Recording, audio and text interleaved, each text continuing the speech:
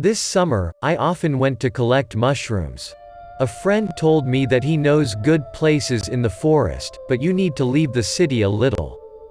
The forest is located near the village of Tumbotino in the Nizhny Novgorod region. We went together. Igor promised that he would show a place where there are a lot of white mushrooms, redheads, grubs and pads. I was in pleasant anticipation of our walk. They planned to drive up in the morning, and walk until 3 to 4 days, but Igor was delayed that day, and as a result they came to only 2. I didn't cheat, the place was really beautiful, so many mushrooms that you have time to collect. Towards evening, a friend offered to go home. It was cold, and it was already torn. We were already approaching the car, as I thought that I wanted to wander through the forest, help mushrooms. After a short argument, Igor decided that he would go home. But I decided to stay and told him not to worry about me. They say, I will get by bus, they go there every day from the lake.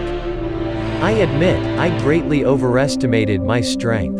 Topographic cretinism made itself felt and I did not even notice when I was lost.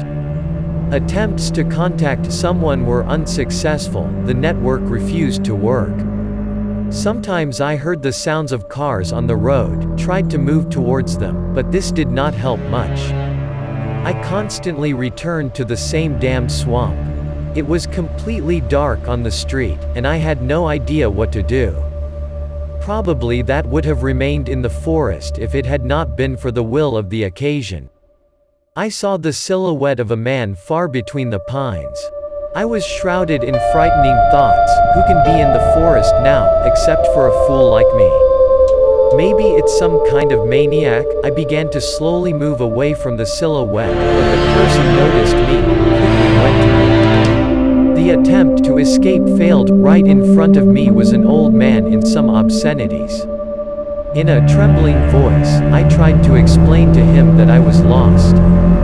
His face stretched into smiles, and there was no answer. Dadel, what are you silent about? Will you help to get out? There was no answer again.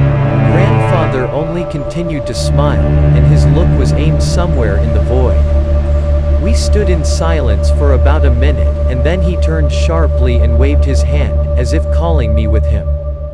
There was nothing to do, followed the old man. We walked for about half an hour and went to the long-awaited road. I wanted to thank the stranger, but he fell through the ground.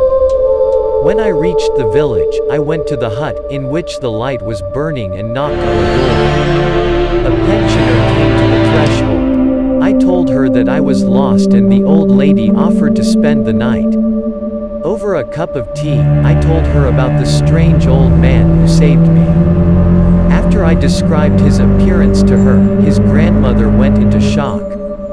She said it was a local forester who was buried 2 years ago. My throat is already dry from this. I couldn't sleep that night. I still can't believe what happened to me. Now in this village there is a legend about the spirit of a forester living in the forest.